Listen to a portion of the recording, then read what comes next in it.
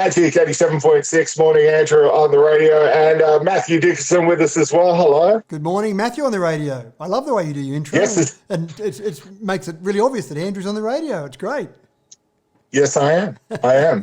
But no one's ever asked me how are you on the radio, considering I should technically be in the radio. Absolutely, in the radio, pumping out the volume.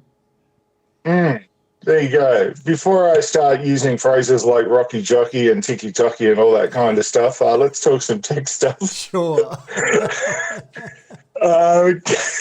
Californians, they've found a way to curb some pollution around there. Well, they're planning on curbing some pollution, and they've been quite effective in the past.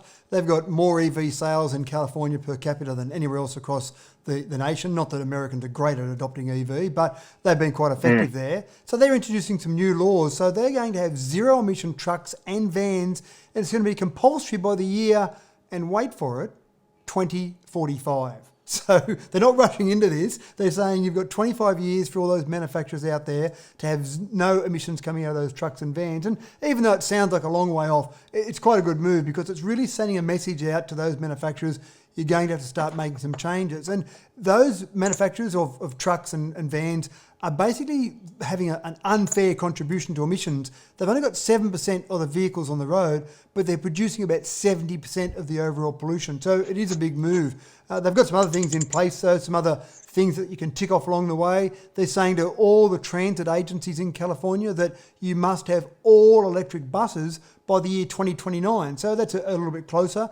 Again, I think California's going down the right path. You've got lots of EVs there. You've got lower pollution in California. They've recognised many years ago that the pollution was so bad, in particular in LA, that they had to start doing something. And they've made some changes, and I think it's been quite effective.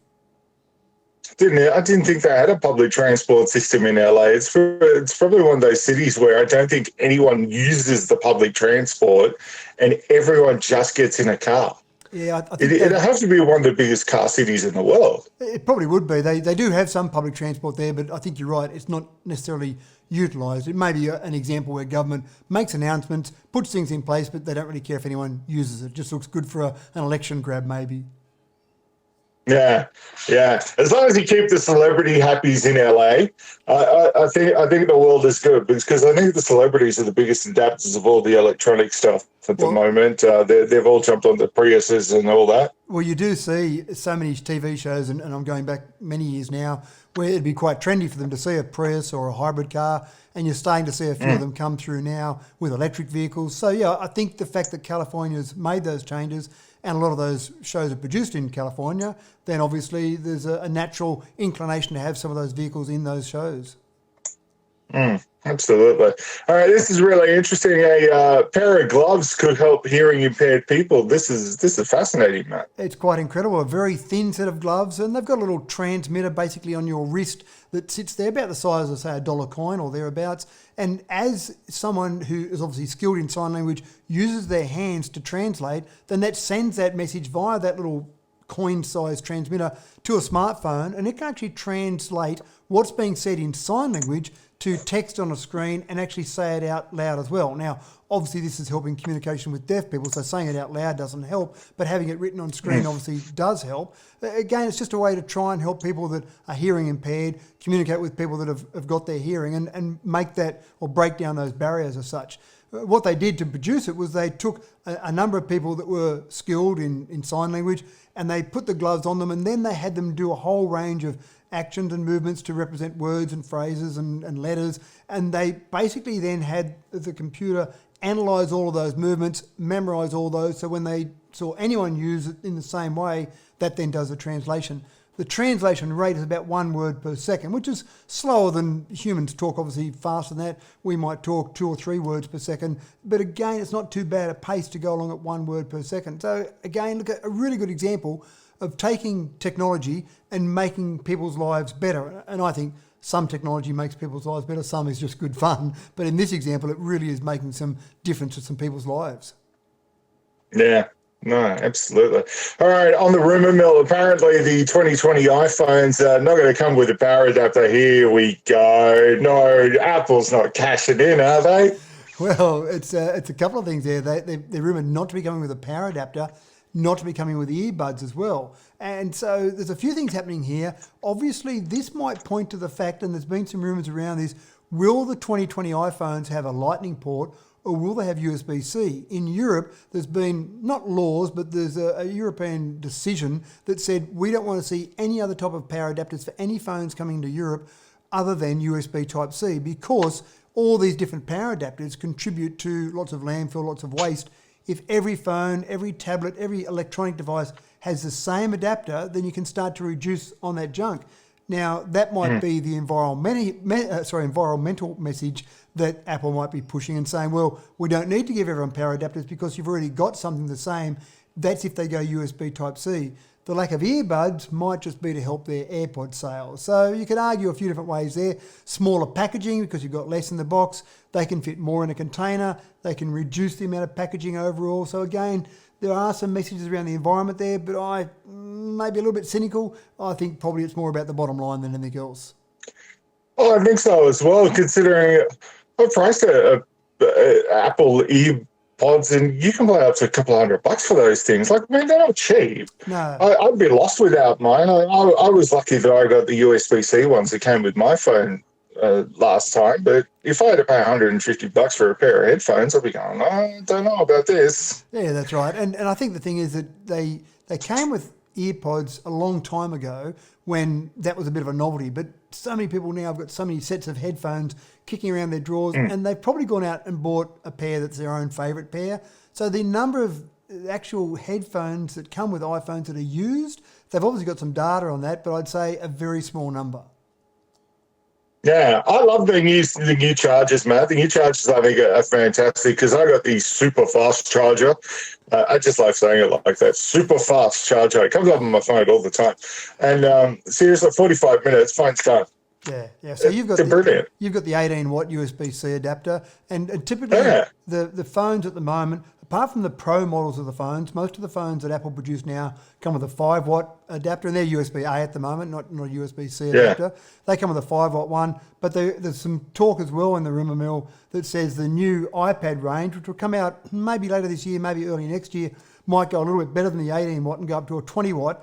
And some of the iPads, the iPad Pros, for example, have already gone to USB-C. So some changes there. Apple loves to do everything their way, but there might be enough pressure, worldwide pressure, they might have to go USB-C. Sometimes, Apple, it's okay to do the same thing as everyone else. It's fine. We like it like that. Maybe. Don't overcomplicate it. It's very simple. Just don't overcomplicate. Just leave it the way it is sometimes. Super fast computers, they're starting to come into the world. Which country, Matt, claims to have the fastest? Well, for 9 years, China and America have battled it out to have the fastest supercomputer in the world, but Japan has now got the fastest supercomputer. They've got a new computer called Fugaku. I don't know if I've pronounced that correctly, but it's spelled Fugaku. Nice little one you can drop in at the pub when you go back and have a beer with some friends about Fugaku. It's clocked a speed of 415.53 petaflops. Now, 1 petaflop basically means a computer can perform 1 quadrillion floating point operations or mathematical calculations a second. Wow. So 415.53 petaflops is a lot. Basically, the sort of things they use these computers for are modelling, weather modelling, for example, COVID-19, spread of virus modelling, even just doing things about what's happening in the universe and trying to model that. That's where you use this sort of power to really basically break down some of those things where there's a lot of variables. So incredible power, and these sort of computers are used to make the world a better place because of that modelling. If you look at some of the latest competition, IBM came in second with a pathetic 266.93 petaflops. In the top 10, you had computers from companies in China, in the US, as I mentioned there with IBM, and then you've got Japan, even one from Switzerland is featuring in that top 10 there. IBM. What are you doing, IBM? Get your bloody act together. That's right. Now, apparently the boycott is on for Facebook. No. Have you joined the boycott yet? The largest companies around the world have joined in. Oh, Coca-Cola. I'd love to. Coca-Cola's joined in now. They're the latest one. Honda, Hershey, and Magic 87.6, I think, are the big companies I've heard that might be part of that boycott. And They're look, quivering in their boots as we speak, Matt. Quivering, I tell you, shaking. well, it's actually interesting because they're not quivering that much about companies like Coca-Cola joining the boycott. And when I say not that much, it's wiped 8% off the market share of Facebook. Poor old Mark Zuckerberg, I'm feeling a bit sorry for him. I might just do a bit of fundraising around the office today, throw the hat around, because he's lost $10 billion in a week. Now, I feel sorry for the guy, but he can probably put food on the table tonight, but what about next week, I suppose, is the big issue. And when we talk about the Coca-Colas, the Hondas, the Hershey's, even companies like Starbucks, they're big companies. They're hitting the market value. They're making a statement. But the reality is, if companies like Magic 87.6 and some of the smaller companies around the world, if they started boycotting Facebook, that's when we'd see a difference, because it's all those small companies, all those companies that are advertising $20, $40, doing those little boosts. They're the ones that are making all the money for Facebook. The large companies, sure, they might spend a large chunk that looks like a big number to you and I, but the reality is those large companies can boycott it and they're not noticing much of a difference on their bottom line. So keep an eye out for this. This is all part of the Stop Hate for Profit campaign. And I think the reason this campaign started has been a failing from government, in the US in particular, but around the world, I suppose, failing of governments to really curb some of the language, some of the things that are happening on Facebook. And so it's basically left up to a private organisation to push this, and those private companies have jumped on board. Yeah, it's already been proven that half the information on Facebook isn't even factual anyway. Where'd you get that stat I think from? I saw Where did that stat What's come? that? Where did you get that 50% stat from? Yeah, I have my sources. I'm not revealing. I think I saw Crushy flogging some pills the other day on my feed. I definitely got that one the other day. That was kind of interesting. But look, can we just stipulate to people, if it's on Facebook, doesn't mean it's real. No, that's right. In We fact, all manufacture stuff. I would go further to that, and I'd say if it's on Facebook, it's probably not real. I mean, if you compare to news organisations of the past, I mean, if you hear news on the radio, if you see news on the TV or read a newspaper, there's some, and maybe not perfect, but there's some journalistic integrity, there's some editor that's checked that, there's someone actually making sure that what's going out there from those organisations has got mostly factual data behind it. Whereas, as you said, anyone can put whatever they like on Facebook, and then everyone thinks it's gospel, it's written there on Facebook. Yeah. My mum, number one example. I saw it on Facebook. It happened. No, it didn't happen, Mum.